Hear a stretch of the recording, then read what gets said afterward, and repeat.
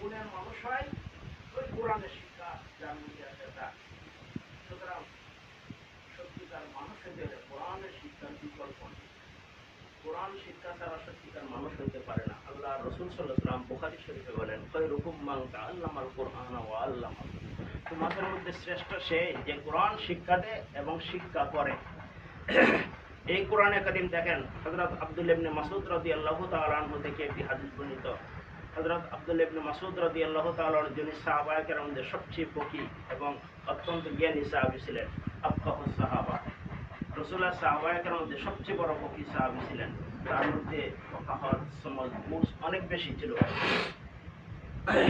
হযরত আব্দুল্লাহ ইবনে মাসউদ রাদিয়াল্লাহু তাআলা আনহু বলেন, রাসূল আকরাম সাল্লাল্লাহু আলাইহি ওয়াসাল্লাম বলেছেন, মান ক্বারা মিন কিতাবিল্লাহি হারফান ফালাহু হাসানাহ। আল্লাহ রাসূল সাল্লাল্লাহু আলাইহি ওয়াসাল্লাম বলেছেন, যে ব্যক্তি কোরআনে কারীম থেকে একটি হরফ, হরফ মানে বর্ণ, আলিফ বা তা সা এগুলি কিন্তু আরবি বর্ণ, তাহলে আর রহমানের মধ্যে আলিফ বা হামজা একটি বর্ণ, র একটি বর্ণ, হা একটি বর্ণ, মিম একটি বর্ণ, নুন একটি বর্ণ। তাহলে এরকম ভাবে আলিফ লাম মিম, এখানে আলিফ একটি বর্ণ, লাম একটি বর্ণ, মিম একটি বর্ণ। রাসূল আকরাম সাল্লাল্লাহু আলাইহি ওয়াসাল্লাম বলতেছেন, মান ক্বারা মিন কিতাবিল্লাহি হারফান ফালাহু হাসানা। যে ব্যক্তি কোরআনে কারীম থেকে একটি হরফ, একটি বর্ণ পাঠ করবে, তার জন্য একটি নেকি লেখা হবে। আল হাসানাতু বিআশরি আমসালিহা। এবং একটি নেকি 10টি নেকির সমপরিমাণ হবে, অর্থাৎ 10টি নেকিতে রূপান্তরিত করা হবে। রাসূল আকরাম সাল্লাল্লাহু আলাইহি ওয়াসাল্লাম বলেছেন, লা আকুলু আলিফ লাম মিম হরফান। আমি এই কথা বলছি না যে আলিফ লাম মিম হরফ, একটি হরফ। বল আলিফুন হরফুন ও লামুন হরফুন ও মিমুন হরফুন। বরং আলিফ লাম মিম এর মধ্যে আলিফ একটি হরফ, লাম একটি হরফ, মিম একটি হরফ। কাজেই যদি কোনো ব্যক্তি আলিফ লাম মিম এতটুকু বলল, তার আমলনামায় 30টি নেকি লেখা হবে। তাহলে আপনার বাচ্চারা এই যে 1 ঘন্টা পর্যন্ত 5 পৃষ্ঠা, 10 পৃষ্ঠা, 3 পৃষ্ঠা, 2 পৃষ্ঠা এই যে হরফগুলো পড়তে লাগলো, কোরআন কারীমের আয়াত তেলাওয়াত করতে লাগলো, প্রতিটি বর্ণে 10টি করে নেকি লেখা হবে। 100 যদি লেখে তাহলে 1000, 100টি বর্ণ যদি পড়ে তাহলে 1000। এভাবে এই পরিমাণ সওয়াব তার আমলনামায় লেখা হবে। এখন আসেন, হযরতে আনাস রাদিয়াল্লাহু তাআলা আনহু রাসূলের সাহাবী, মুসনাদে আহমদের মধ্যে হাদিস বর্ণনা করেন।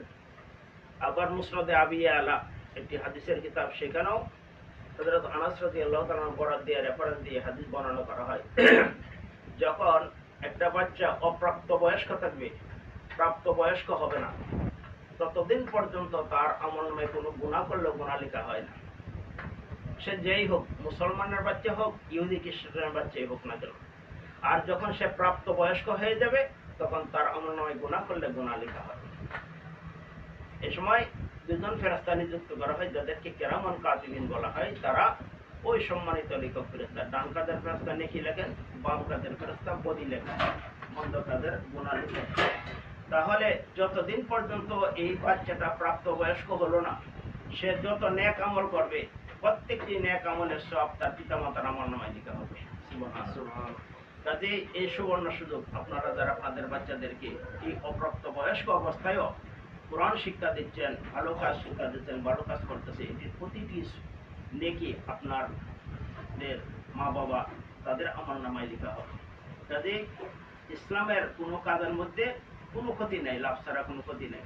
অপ্রাপ্ত বয়স্ক হলো পিতামাতার লাভ, এতে সন্তানের কোনো ক্ষতি নেই। আবার যখন প্রাপ্ত বয়স্ক হয়ে যাবে, তখন তার আমলনামা, তার ভালো হলে সেটাও লেখা হবে, মন্দ হলেও সেটাও লেখা হবে। তো বলা হয় যে 2জন ফেরেশতা ডান কাঁধের বাম কাঁধে আছেন। এর মধ্যে আমির, যিনি প্রধান থাকেন, তিনি হলেন ডান কাঁধের ফেরেশতা, আর বাম কাঁধের ফেরেশতা যিনি তার অধীনস্থ এবং বদি লেখেন। এই জন্য হাদিস শরীফে আছে, যখন কোনো একটা মানুষ সৎ কাজের নিয়ত করে, সঙ্গে সঙ্গে তার আমলনামায় একটি সওয়াব লেখা দেওয়া হয়। আর যদি সেই কাজটা কার্যে পরিণত করে, নেক কাজ, তাহলে তার আমলনামায় 10টি নেকি লিখে দেন। পক্ষান্তরে বদ কাজের এই নিয়োজিত যে ফেরেশতা লিখার, তিনি যখন কোনো একটা মন্দ কাজের নিয়ত করে মানুষ, তখন কিন্তু এটার মন্দের গুনাহ লেখা হয় না।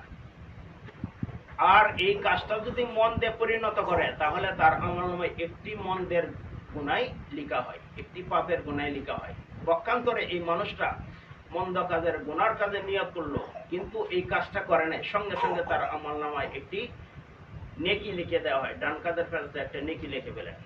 এই জন্য মানুষকে আল্লাহ তাআলা অত্যন্ত ভালোবাসেন, তার ভালো কাজগুলো আল্লাহ তাআলা খুব সুন্দরভাবে গ্রহণ করেন। আর মন্দ কাজ হলেও সেটা কার্যে পরিণত না করলে তখনও তার আমলনামায় সওয়াব আছে। কাজে আমরা আমাদের বাচ্চাদেরকে সময় যেহেতু কম, কোরআনের শিক্ষা শিক্ষিত করব এবং সত্যিকার মানুষ বানাবো। যেমন আল্লাহ তাআলা বলছেন, আর রহমান আল্লামাল কোরআন খলাকাল ইনসান। রহমান তিনি, যিনি কোরআন শিক্ষা দিয়েছেন, যিনি মানুষ সৃষ্টি করেছেন। কারণ সত্যিকার মানুষ কোরআন শিক্ষার পরে, দিন শিক্ষার পরে হয়ে থাকে। এই জন্য আমরা আমাদের সন্তানদেরকে কোরআনের শিক্ষা শিক্ষিত করবো, দিনের শিক্ষা শিক্ষিত করবো। নতুবা কমপক্ষে হাদিস শরীফে আছে, বুখারী শরীফের হাদিস, তলাবুল ইলমি ফরিদাতুন আলা কুল্লি মুসলিম। ইলমে দ্বীন অন্বেষণ করা প্রত্যেক মুসলমান নর-নারীর উপর ফরজে আইন। তাহলে কি পরিমাণ, যে পরিমাণ দিন শিখলে কোনটা হালাল, কোনটা হারাম, কোনটা বৈধ, কোনটা অবৈধ, কোনটা ভালো কাজ, কোনটা মন্দ কাজ, এটা শিখতে পারে, এই পরিমাণ এলেম বিদ্যা শিক্ষা করা প্রত্যেকটা মুসলমানের উপর। সুতরাং আমাদের বাচ্চাদেরকে আমরা কোরআন এতটুকু শিক্ষা দেব, দিনী শিক্ষা এতটুকু দেবো, যার দ্বারা হালাল হারাম চিনতে পারে।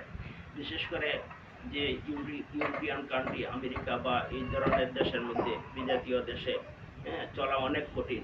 তাদের দেশে শুধু গুনাহ আর গুনাহ। সেখানে আপনারা এক হিসেবে নিজের নফসের উপর সবচেয়ে বড় জিহাদ হলো এটা, যে বিজাতিতে দেশে থেকে কোরআন সুন্নাহর অনুশাসন মেনে জীবন পরিচালনা করা। কাজে আল্লাহ তাআলা আমাদের সকলকে আমল করার তৌফিক দান করুক। আমিন।